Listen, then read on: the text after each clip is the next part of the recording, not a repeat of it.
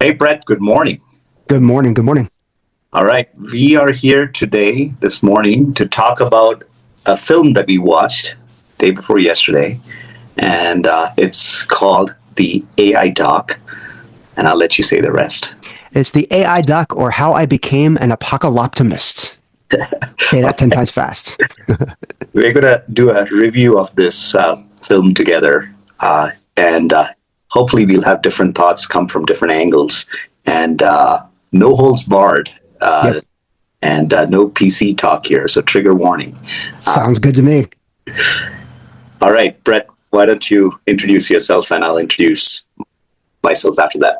Sure thing. So my name is Brett Sklar, and I am a serial entrepreneur. Of recent, I started an organization called Grow Powered, a fractional CMO company, where I work with a good team of fractional CMOs. And over the last couple of years, trying to figure out how to grow and scale the company, I found a hidden secret weapon. Around the same time when all of us started getting the ChatGPT bug, I started diving into that as well. And I learned how to scale up and optimize my company using a lot of AI. And I took that learning and I started sharing it with my fellow CEOs. And recently, I've been fortunate enough to go on the road and talk to a lot of CEOs in large groups and small groups. And in July, after speaking to over 1,000 CEOs, I was lucky enough to put all that learning into a book, which I call AI Without the BS, the CEO's Playbook for Actually Getting AI Right. And then that's actually sort of launched my speaking activities, as well as just being introduced to things like this where we can share ideas about AI. So that's a little bit about me. Awesome. My name is David Jitindranath. I have a couple of things that I'm working on. One is, well, first of all, I am a director of AI apps at a Microsoft consulting firm called Lantern. And a huge shout out to them. But having said that, the views here in this video are my personal views. It's got nothing to do with the Lantern. I'm working on two things. One is my blog writing on Substack. So that's davestar.substack.com, davestar.substack.com. And then my YouTube channel, which I'll publish this week. I'm publishing this video. It's the Neo Renaissance Man. So check that out. Let's dive in. Let's talk about the premise of the movie, because I think there might be some folks who might come to this video without watching the movie. So maybe we'll start there. Do you want to talk about it? Yeah, and I had a little bit of a cheat code, if you will. I was lucky enough to go to Sundance Film Festival this year, the last year that was in Park City, Utah. And while we didn't see the full documentary, we saw pieces of it, but we saw the director and some of the producers and some of the investors in this film at a panel. And so got to have a good conversation about that. But the premise of the documentary, it really comes from the mindset of the director, Daniel Rohr. And I would say that the biggest part of this is he's getting ready to have a baby, and he uses the potential and then the actual birth of his child as a question, which is: are we heading into a world of optimism and hope and positivity when it comes to AI and all the things that AI can do? Or are we headed into pretty much the opposite, peril of what AI will do to us instead of for us? And so I like the way that the documentary centers around this, that this is there the promise or is there the peril? And there's always a little bit of both, but which one's really going to, dominate or drive humanity? And what does it mean when it comes to my baby who was just born and what that means for them in the world going forward? So that, I think, is a general synopsis. And I'd love to hear, David, you share what you thought. I think the premise is right. Just kind of a couple of things to add. And the movie starts by them meeting at I believe, a coffee shop, like he and his wife. So, he says, I'm going to marry you in 150 days. So he starts off very strong. I just want to, there's something behind it here that I'm going to share. So he comes across as a guy who's like, I'm convinced I need to do this. He meets her and then he right away says, I'm going to marry you one day, which is an interesting thing to say. Like, I like guys like that sometimes, they're very sure about things, certain, and then, obviously dates and marries her in 150 days, he says, and then and then they show the backdrop of ChatGPT developing, like the first version, GPT-2 coming out.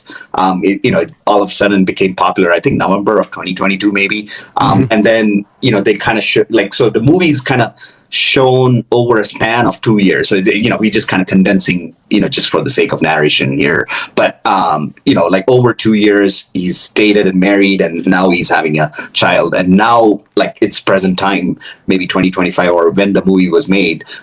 So he's now kind of thinking about like this. So that's the backdrop. I just wanted to add that backdrop. Yep. Do you want to have, like, what are your general comments at a high level about the movie? And I have some notes here for that also. So Yeah, and I'm a big fan of the movies. I love going to movies. I love documentaries. More recently, especially after Sundance, I saw a ton of documentaries, and I'm seeing a trend in documentaries, which is the author of the documentary or the director of the documentary tends to bring a lot of personal experience into it, and I've seen that done really well. And I've seen it done where it's just a very selfish, self-centered, piece of self that really has no meaning. And I think in this case, in general, I think that the director Dan Rohr did a great job with making it fun, making it playful, giving you just enough behind the scenes so you get him thinking. There are these conversations he has with his wife at different parts of this documentary about where where AI could go and what's the moral of the documentary, and and how it should end. And so I think there was enough playfulness and fun to keep those of us that have, attention issues engaged. So I thought from that perspective, it was a very good film. And I've also been a little bit jaded. I've probably seen many documentaries, but I've seen 4 different documentaries around AI within the last probably 6 or 8 months. And there was one of them that I saw at Sundance that was it was called Ghost in the Machine. And you walk out of that feeling like there is zero hope for humanity whatsoever. Like I had to it took me days to shake off the feeling from that documentary. And this isn't that. This paints 2 pictures of that promise and that peril. And I think it does a good job of looking at both. The criticism I have is it felt like it sort of did this playful ending, where it ended with everything is great and everything is wonderful and there's hope. And then it goes back to him and his wife having a conversation. She's like, no, that's not how this is going to end. You're going to give them some more realistic take. And then there's a bit of a second ending, and then there's a tiny little third ending as well. So I feel like, from a movie critic perspective or a documentary critic perspective, I'd like to see it a little bit shorter. And I don't really agree with having that multitude of endings. I kind of get it. I remember there was the movie about Dick Cheney where Christian Bale was in it, and it was called Veep. It was about the vice president, and it had this false ending about halfway through, and it was really comical. And I feel like he attempted to do that in this, but maybe not quite as successfully. So I think that was good. And this director, he has a notebook with him at all times. He's always writing, and he's always doodling, and he's always doing watercolor in this, and just incredible visuals of just about everything. And so they use that as a set piece many times in this documentary, and I thought that was really well done. So I think from that perspective, it was very playful. That's pretty cool. David, I'd love to hear your thoughts overall, generally about the film. Yeah. So I've got lots to say on general comments, right? So obviously, against this backdrop of this story, this couple having a child, there's several interviews with all these experts in AI, including folks like Sam Altman, Anthropic CEO Dario, and then Yuval, the guy who wrote Nexus. I think these are 3 people that I know. There's many others. There's a couple of heavy metal guitar playing looking guys. Yeah. I think they should stick to playing heavy metal, honestly. And I'll tell you why. It's not just by the looks. But here's the thing. So the movie asks a lot of these type of questions. What is artificial intelligence? Will it take over humanity? Is there an arms race in AI across all the different nations? How soon will we attain AGI? So it's sort of like all these really extreme questions about AI. And maybe that's necessary because we both are in the AI area, so maybe we know a lot of it, like we know how it works and things like that. Maybe for the common folks out there, it's going to be like man, I don't know what this thing is. So maybe that's one of the reasons they're asking these questions. But at the same time, I thought, to me, sort of like a nuanced viewer of AI, it was number one, these questions are very, very extreme, like talking about AGI. Well, define AGI. Like, that's the first thing I would say. And then, or maybe even ask Sam Altman that question, right? So, anyways, these are all, to me, very polemic questions. What it reminded me of was, I grew up Anglican. So, I kind of going through that faith and watching all these debates between atheists and Christian theologians, like, atheists like Christopher Hitchens, Sam Harris, Richard Dawkins. And the questions would be more like, does God exist? And if God exists, why is there evil in this world? Like, how can he be a loving God if, if there's so much evil? Right. That it just kind of gave me that same sort of feeling. Like we're watching a movie or we're watching some sort of a thing with these polemic questions. I just think, like, overall, I liked the different viewpoints. However, I was hoping that it would also dive into more nuanced questions. I kind of felt like this is inducing a lot of fear and confusion. I could hear literally in the movie theater lots of, like, oh, wow, like, or ha ha ha, like all these laughter and, especially when they talk about, AI taking over and things like that. So anyway, that's kind of, maybe we'll talk about some of these expert opinions. Like, what did you think about some of these experts? Yeah, and there were definitely a lot of experts, and I think that there was a good mix of what I consider the right people to bring in for thoughts about this. It was definitely good to see that big mix. To go back to your point though, and just to sort of sprinkle on a little bit more about the movie before we dive into the thoughts we got from various people. This was not a technical documentary. There was very little tech talk. It was more. It was an exercise in philosophy. Yeah. I think more than anything else. And so it did a good job of keeping away from getting into that tech speak and getting into the nerdy part and talking about code or, JS code or all these different things. It did a really good job of that. And I think it had to do that to make itself more timeless. So that it wasn't going to be a movie or a documentary with an expiration date. So I think it did a good job there. And so that's one of the things I really liked about it.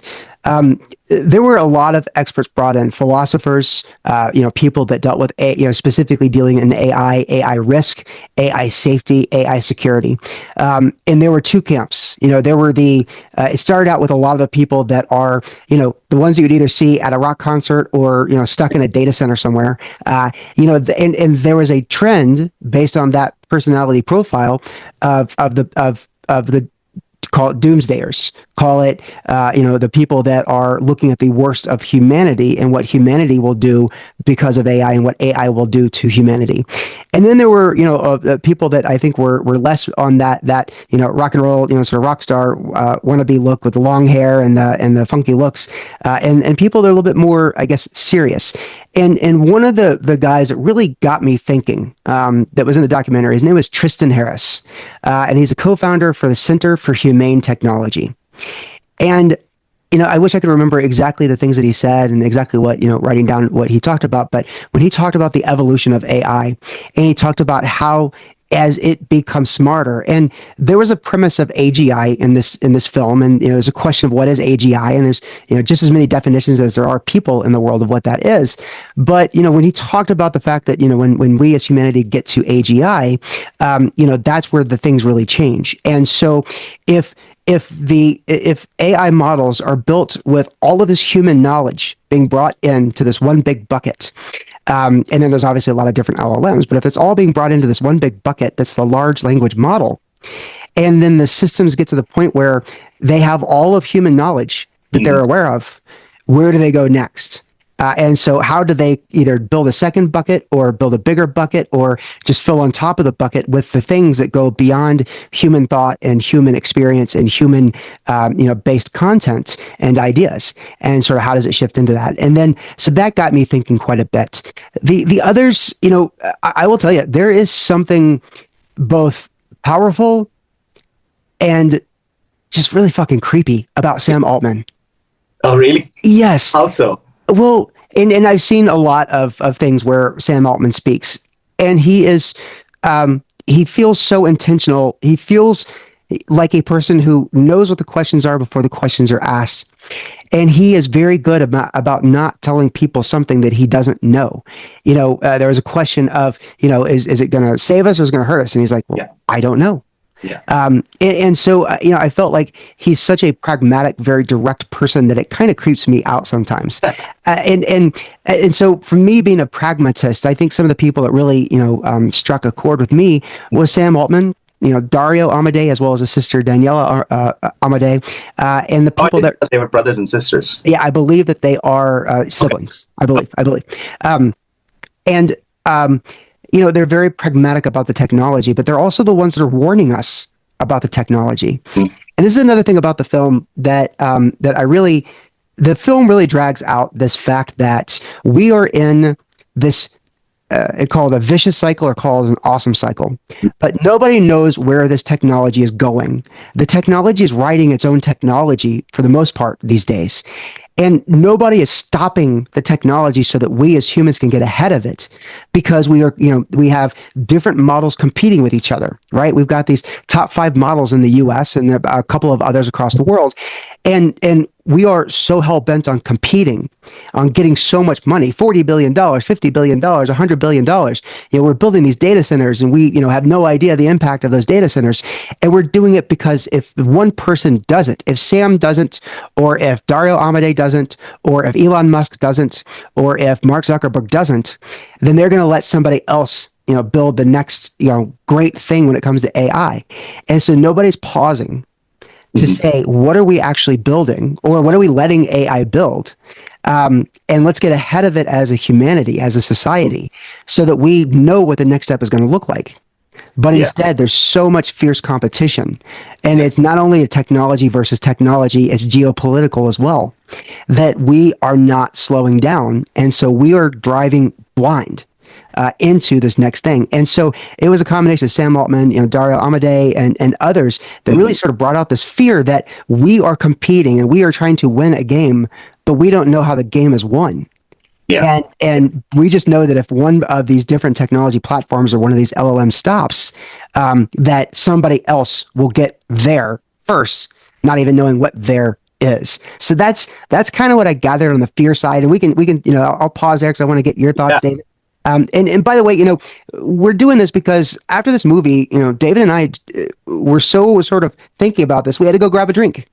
We had to talk about this, and so because I think there's a lot of like unanswered things. Yes. And I suggest if you are in or involved or interested in AI and you go watch this, go watch it with a friend.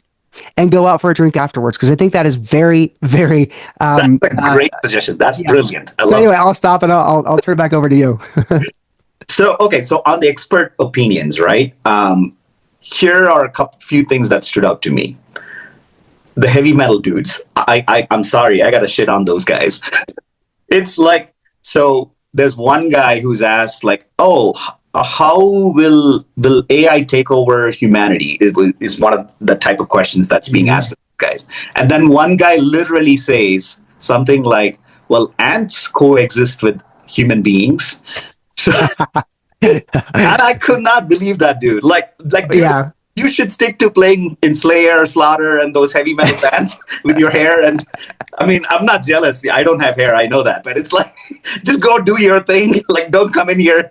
And so, it's kind of like almost having this opinion that AI will be this sort of like being, and then we'll kind of coexist with AI as ants. Like, that was his opinion.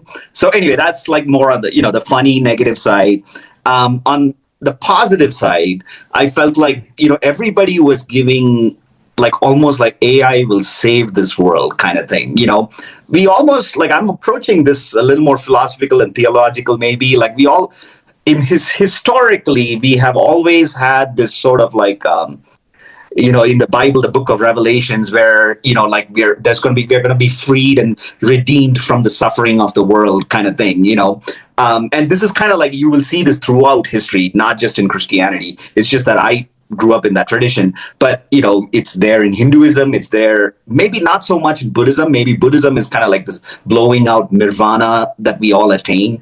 And then, in the Greek thought, it's very much there. End of times, that type of thinking. In fact, like, when Socrates was put to death, kind of that's when everybody thought like this history is going to end. So I feel like on the positive side, AI is this end thing that everybody wants. Like, it's going to help us inhabit new planets. It's going to save the global warming, the climate crisis that we have. It's going to cure us of many diseases, and we're going to have like this big health span instead of so.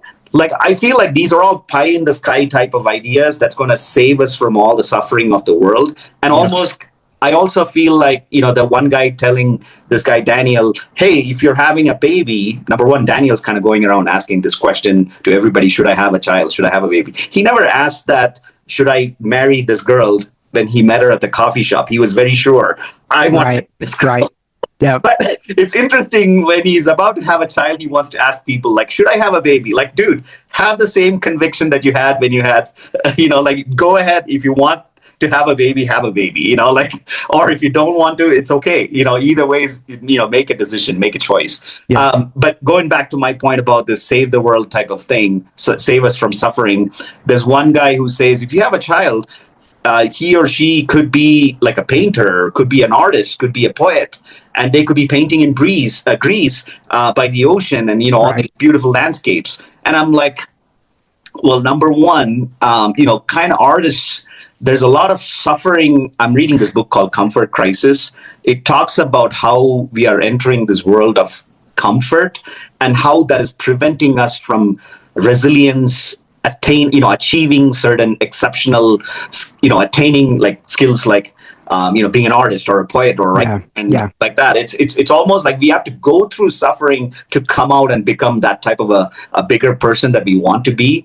If we enter a world of comfort, the more comfort you have, you will never become an artist that you ever want to be. You will never become that poet that you want to be. You will never become the musician or the guitarist or you have to go through suffering to come up the other way, right? So I feel like that philosophy is sort of like giving us that sort of like whitewash narrative that AI is going to save us and it's going to make you have fulfilling lives.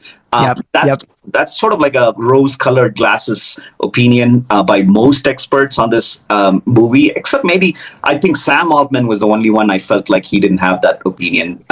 So that's kind of my high-level thoughts. On that point, David, I just want to sort of expand on that a little bit, because I think you're onto something very true. You talked about the fact that that one of the people in the documentary is like, hey, well, your kid, could be painting in Greece, and showed a little caricature picture of the kid painting in Greece.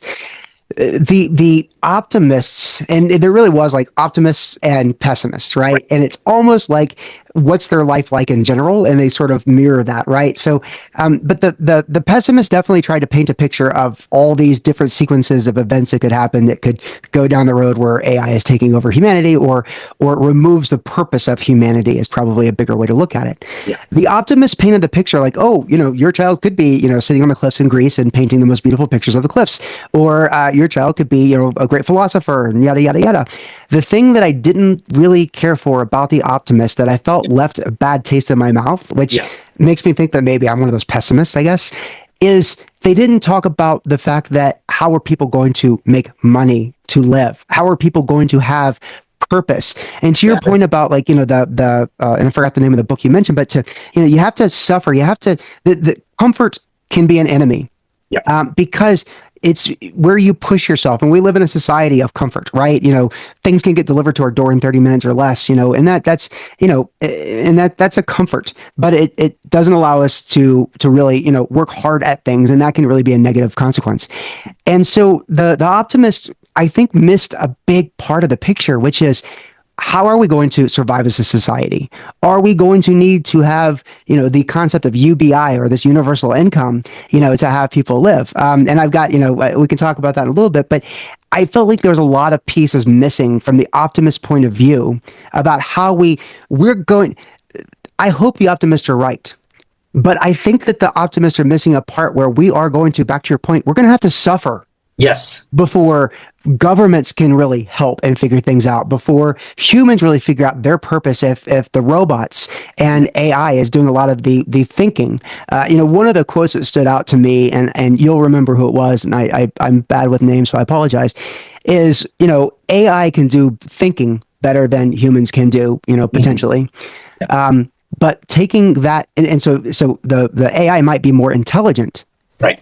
but it's the wisdom that answers what do you do with that intelligence that AI may never be Oh, able you're to talking do. about Yuval's quote. Yes. Okay, Yeah. I remember this one. Yep. That's a good one. Yep. Like very Yep. succinct, right? He says, intelligence is about solving problems. Wisdom is about knowing which problem to solve. There you go. That was it. I knew you'd nail it. So thank you for doing that. But yeah. And so, I think that as we look at sort of, I don't know, sort of getting into viewpoints that I agree with as well as disagree with. But I think that they're both right. I think that the doomsdayers are going to have their hot girl summer soon. Yeah, And then the optimists are going to be the ones that are going to prevail after we have to go through a lot of that suffering, like you had said. yeah. I do have some interesting, like some of the experts. There's one I'm going to pick on that is somewhat controversial that I don't personally like. Peter Diamandis, Yeah. the singularity guy. I don't know if you have anybody like that that was controversial in your opinion. So I don't know how much people know about singularity. Singularity is this concept that at some point we will reach some sort of a collective intelligence within human beings. I mean, collective intelligence already exists. Like we kind of know certain things in society, and it's there. But at the same time, we are also individuals. We function in a society, but every person is unique. In this sort of singularity mindset, we all kind of have this. The best word I can come up with is sort of like this hive mind, HIVE, hive Mm-hmm. mind sort of intelligence. And at that time, it's almost very Gnostic, in terms of like not having matter, not having a body to live, but it's almost like consciousness. Sam Harris will talk about that. It's also Buddhistic too. I think like nirvana, like we are just pure consciousness. And Diamandis has this sort of like vision that we will upload our memory and he kind of talks about it as superhuman. Like we can tap into the cloud memory and we can still have some. It's almost like the random access memory, which is the RAM on the computer, versus the ROM read-only memory, which is kind of like Mm-hmm. the external hard drive. So you Yeah. can have cloud hard drive for your memory, and then you just use your immediate stuff for with your brain. And then when the matter dies, like when our bodies go away, we still are sort of like conscious in some fashion. Kind of, there's a movie, Johnny Depp's movie Transcendence. I encourage people to go watch it. I've seen it. So it explores some of these concepts. To me, I am very much like I follow a lot of existentialism as a philosophy, and I believe a lot in individualism. So I feel like each of us are unique, and that's what makes this world very interesting and beautiful to look at. And then the second part of that is like I want death. I believe in death. I don't want to live forever. Once I'm done, I want to be gone. I don't want any remnants of me living or any conscious parts of me just sticking around. And this, I don't know about future life, but I just kind of in this world I'm done.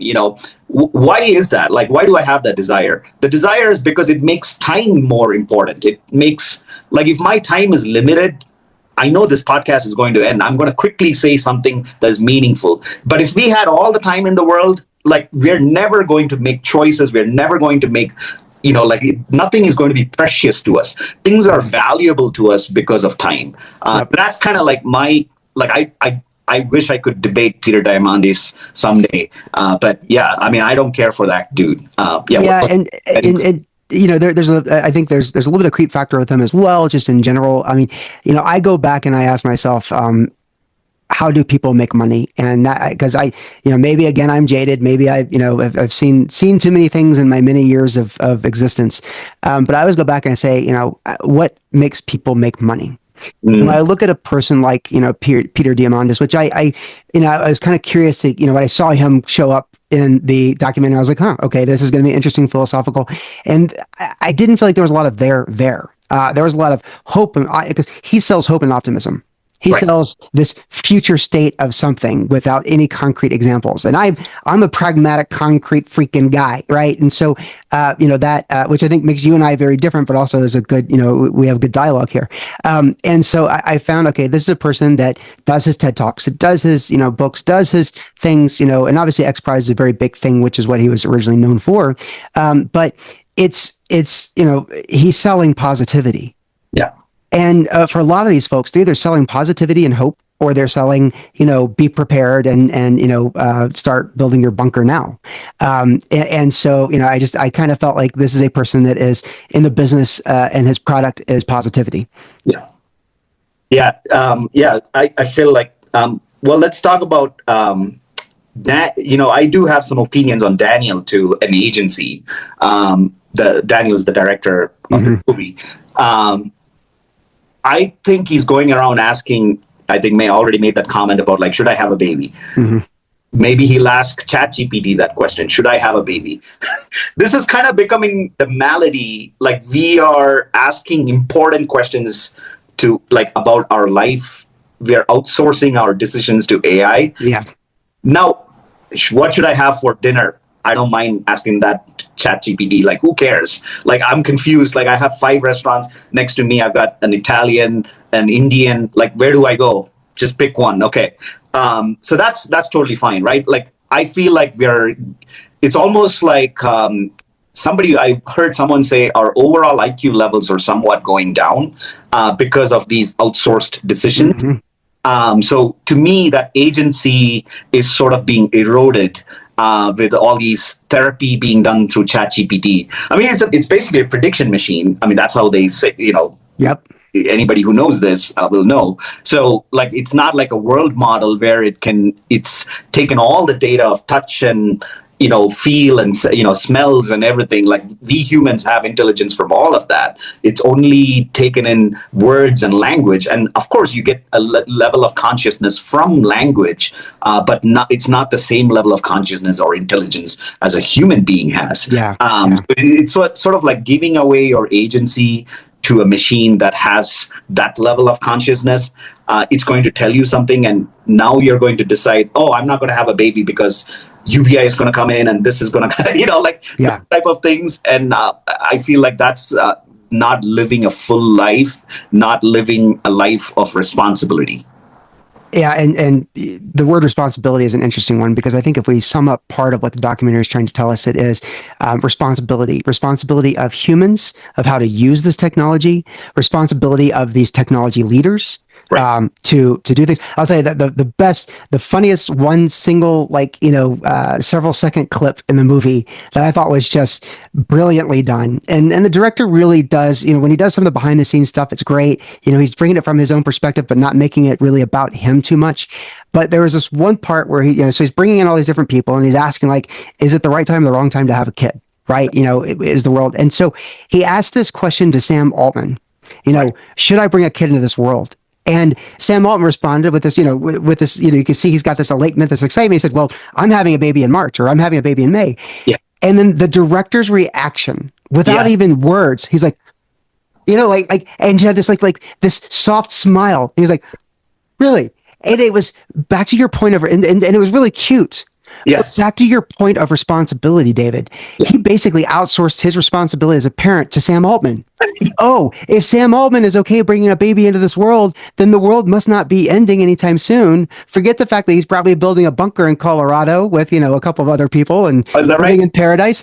Forget these other things that he's got all of these means to do whatever. But there's this instant where he released his responsibility to be a parent to Sam Altman, who said, yeah, I'm having a baby too. And then, as Sam Altman was leaving, they were like, Mazel tov, and it was cute. But if you really peel that onion back a little bit, it was the director, Daniel Rohr, releasing responsibility of the choice of having a kid to Sam Altman, because Sam Altman made the choice to have a kid. Yeah. And think about that. We're releasing our responsibility to AI, and this guy released the responsibility of having a choice about having a child to the leader of an AI company. That was kind of. What was that? Daniel, that the guy Yeah, that yeah, you're yeah. watching this, trust your instincts, dude. You're right. Trust your instincts. Like when you met that girl at the coffee shop, you said, I'm going to marry her. That was an instinct that you followed. Keep following the instincts and intuition. I think we need intuition these days, Yeah, definitely, definitely. So, okay, so let's kind of wrap up. I My conclusion, right, to this movie overall, I think Daniel asks a lot of big questions, climate crisis, inhabiting other planets, like arms race, catastrophes, like how do we prevent tsunamis? Or actually, you cannot prevent tsunamis. You can only, like just asteroid Predict as much as can only possible. predict it. It's interesting, right? Like how Yeah. we can only do certain things, like the universe has its own mind, that we cannot prevent. It also reminds me of like how AI is very optimization focused. And this is another book that I read called Resonance by a philosopher called Hartmut Rosa. And his opinion is we are moving towards an optimization world, and the world is more becoming, because we are extracting a lot of stuff from the world, all the resources and things like that. Now I don't know if it'll ever run out. Maybe that's, I disagree with Hartmut on that, but that's like a little bit of like my personal opinion. We'll innovate and we don't have to extract as much, but he also says it's sort of like it pulls away when that something pulls away when you try to maximize, like, you maximize productivity from your day, you become less creative. Hmm. Like you see this in your own life, Hmm. like just kind of, I want to, every 5 minutes, I'm going to be productive and I'm going to check off the list. You will be the worst creative person ever. Yep. Yep. I just wonder how Tim Ferriss's world is. Yeah. Like, dude, I don't want to be that guy. Like, I want to live in a little bit of a creative world where I can just take walks and do my own thing, like live really, right? So, Yep. okay, going back to my kind of like conclusion. So, all these big questions. I wish Daniel had asked a question about his dad's, unique cancer. Like, can it cure diseases? Yeah. Like some immediate problems. We're talking about inhabiting other planets. Okay, maybe someday, but how about some immediate problems that we can solve today, right? Literally, the guy had in front of him all these experts. Like, hey, my dad has this cancer. Is it possible to find a cure in this lifetime? Or it's not. It's fine. Like either ways, right? So things like that. What research are we making in those type of areas? So Hmm. some of those immediate questions were not answered. And that might be tying into what Yuval was saying at the very end. Like wisdom is choosing which problems to solve, Yep. versus intelligence is more about problem solving. And I also think, overall the movie, if you are new to AI, you might kind of, like Daniel always had this expression of not so clear, confused state expression throughout the movie, except for the Hmm. time he spoke with Sam Altman when he was having the baby conversation. Yep. Yep. But throughout the movie, it's always like showing Daniel in like this deer in the headlights type of look. I think most viewers will walk away with fear and confusion after watching this movie. I wish it wasn't that way. Unfortunately, it is going to be that way for most Yeah. outside AI folks. But maybe for folks like us, it's a good thought experiment. Like Brett said, like you said, going and having a drink and talking about this would be helpful. So I think that's my conclusion. What is yours? Yeah, I think this documentary makes you think, and I think that again, have that friend, have that colleague, have that coffee buddy, have that drinking buddy to talk about this film afterwards, because I think it definitely does. It's therapeutic to do that. Otherwise, you're sort of stuck in your head, spinning around with all these thoughts. To me, there was the documentary was the promise versus the peril. And maybe they both happen. One comes first, and then the other comes later. And I look at it. I'm a movie person, probably a lot more than I am a book person, and so I think of this in the world of: are we heading to a world of Star Trek? Mm. Or are we heading to a world of Star Wars? And so, in my mind, what that means is Star Trek is, you've got the United Federation of Planets, and everyone's working together for the positive. And yes, you've got the Romulans, and yes, you've got the Klingons, but you've got the Vulcans that are this, thought, this maybe not quite singularity, but they are, yeah, exactly. And they are, and of course, I've got my Star Trek mug here. But it's working towards this good and this positive, and you can feel that it is UBI, that basically is what makes people not have to worry about, how they make money, but it's all towards society. Then on the other side of the token, you've got Star Wars. And in Star Wars, human life has a lot less meaning, right? You're sitting in a bar with Han Solo, and all of a sudden there's a disagreement and somebody's shot dead.